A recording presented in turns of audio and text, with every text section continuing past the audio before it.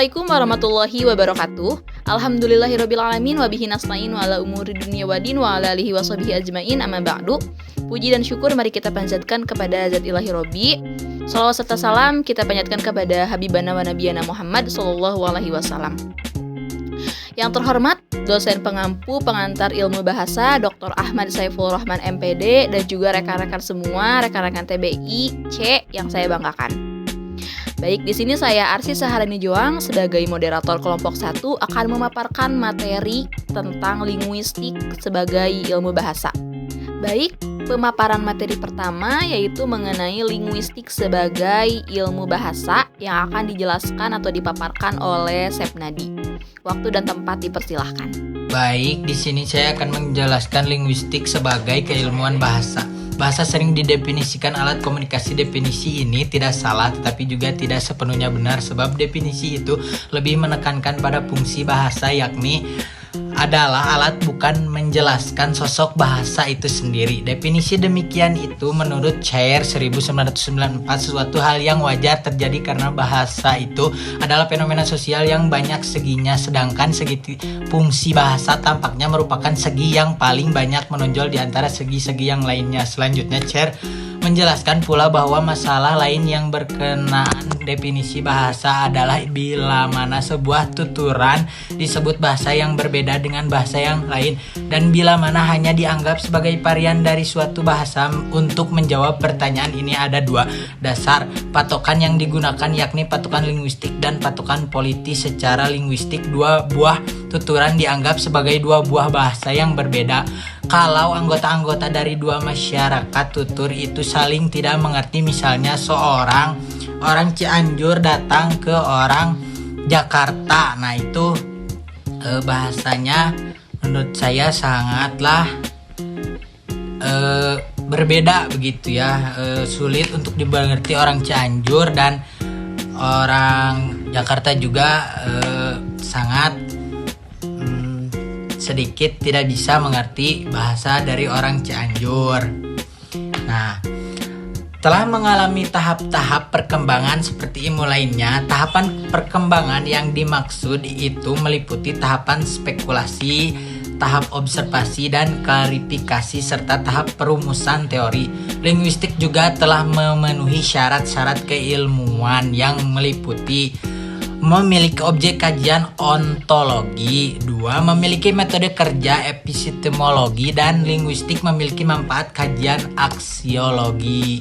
Sekian dari saya penjelasan ini tentang linguistik ilmu bahasa. Terima kasih. Baik, terima kasih kepada saudara Sepnadi yang telah memaparkan materi tentang pembidangan atau pengertian linguistik sebagai ilmu bahasa. Selanjutnya adalah pemaparan materi tentang pembidangan bahasa, fonologi, dan morfologi yang akan dijelaskan oleh Tasya Novian. Waktu dan tempat dipersilahkan. Terima kasih kepada moderator yang telah mengizinkan saya. Saya akan menjelaskan tentang fonologi. Fonologi yaitu berasal dari kata Yunani, fon yang artinya bunyi dan logos artinya ilmu. Fonologi merupakan cabang ilmu linguistik yang mempelajari bunyi bahasa secara umum. Dalam kehidupan sehari-hari, kita tidak akan lepas dari bunyi bahasa sebagai alat komunikasi antara sesama manusia. Fonologi ini dibagi menjadi dua, yaitu fonetik dan fonemik. Fonetik dapat berkaitan dengan ilmu lain atau interdisipliner seperti ilmu fisika, anatomi, dan psikologi. Fonetik juga dapat diartikan sebagai cabang ilmu linguistik yang menelaah mengenai bunyi bahasa tanpa kaitannya sebagai pembeda makna.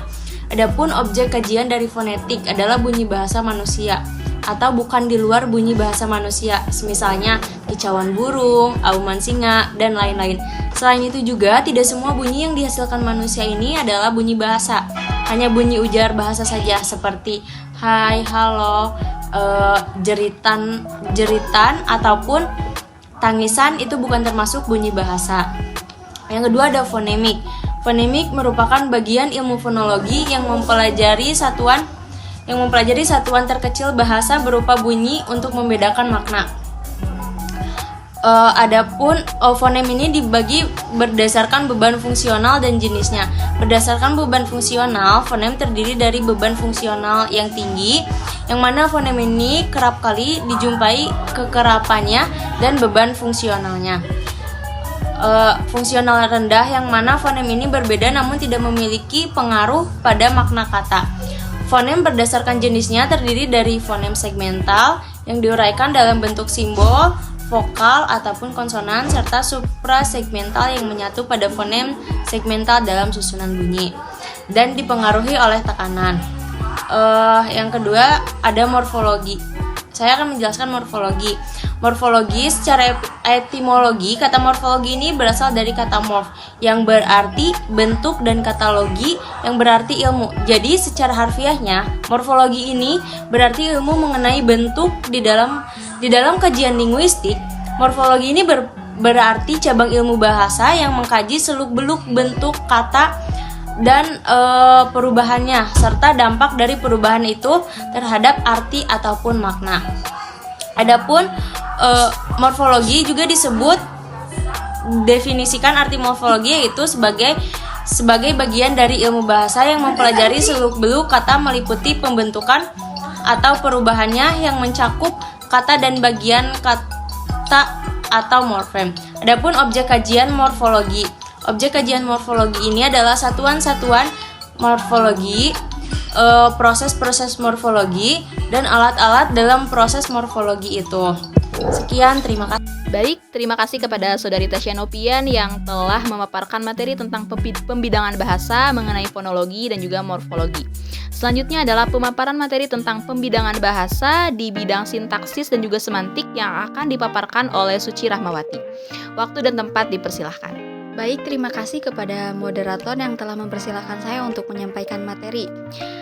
Saya di sini akan menyampaikan materi pembidangan bahasa yang ketiga dan keempat, yaitu sintaksis dan semantik. Oke, kata sintaksis berasal dari bahasa Yunani, yaitu san yang berarti dengan, dan kata tatein yang berarti menempatkan. Nah, jadi secara etimologi berarti menempatkan bersama-sama kata menjadi kelompok kata atau kalimat. Nah, Manap menjelaskan bahwa sintaksis adalah cabang linguistik yang membahas struktur internal kalimat. Struktur internal kalimat yang dibahas adalah ada tiga: prasa, klausa, dan kalimat. Oke, dari beberapa pernyataan yang telah dikemukakan, dapat disimpulkan bahwa sintaksis merupakan bagian dari ilmu bahasa yang di dalamnya mengkaji tentang kata dan kelompok kata yang membentuk prasa, klausa, dan kalimat. Baik, saya lanjutkan pembahasan dari semantik. Kata semantik berasal dari bahasa Yunani, sema, yang artinya tanda atau lambang. Semantik pertama kali digunakan oleh seorang filolog Prancis bernama Michel Breuil pada tahun 1883. Kata semantik kemudian disepakati sebagai istilah yang digunakan untuk bidang linguistik yang mempelajari tentang tanda-tanda linguistik dengan hal yang ditandainya. Oleh karena itu, kata semantik dapat diartikan sebagai ilmu tentang makna atau tentang arti, yaitu salah satu dari tiga tataran analisis bahasa: fonologi, gramatika, dan semantik. Mungkin hanya itu saja yang bisa saya sampaikan mengenai sintaksis dan semantik. Saya kembalikan kepada moderator. Baik, terima kasih kepada Saudari Suci Rahmawati yang telah memaparkan materi tentang pembidangan bahasa di bidang sintaksis dan juga semantik. Selanjutnya adalah manfaat bahasa yang akan disampaikan oleh Saudari Nurusyifa Agisni. Waktu dan tempat dipersilahkan. Terima kasih kepada moderator yang telah memberikan kesempatan kepada saya untuk memaparkan materi. Di sini saya akan membahas tentang manfaat bahasa. Bahasa mengemban 3 fungsi utama, yaitu ada fungsi edisional, fungsi interpersonal, dan fungsi tekstual. Nah, ketiga fungsi ini disebut fungsi metafungsional. Dan ketiga fungsi tersebut menunjukkan realitas yang berbeda-beda.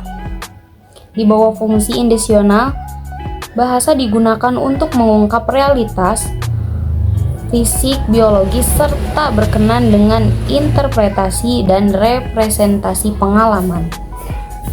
Di bawah fungsi interpersonal, bahasa digunakan untuk mengungkapkan realitas sosial dan berkenan dengan interaksi antar penutur atau penulis dan pendengar atau pembaca. Di bawah fungsi tekstual, bahasa digunakan untuk mengungkapkan realitas semiotis atau realitas simbol dan berkenan dengan cara menciptakan teks dalam konteks.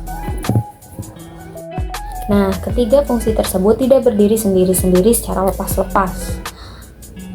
Ketiga-tiganya merupakan satu kesatuan metafungsi. Oleh karena itu, sebuah tuturan kebahasaan misalnya yang berbentuk klausa membangun tiga fungsi itu sekaligus. Dengan kata lain, meskipun wujud klausa itu hanya satu, klausa yang satu itu harus dilihat dari kapasitasnya yang mempunyai tiga fungsi sekaligus. Mungkin hanya itu yang dapat saya sampaikan, kurang dan lebihnya mohon dimaafkan. Sekian saya kembalikan kepada moderator. Terima kasih. Baik, terima kasih kepada Saudari Nur Rusyifa Agisni yang telah memaparkan materi tentang manfaat bahasa. Terakhir adalah kesimpulan yang akan disampaikan oleh saya sendiri.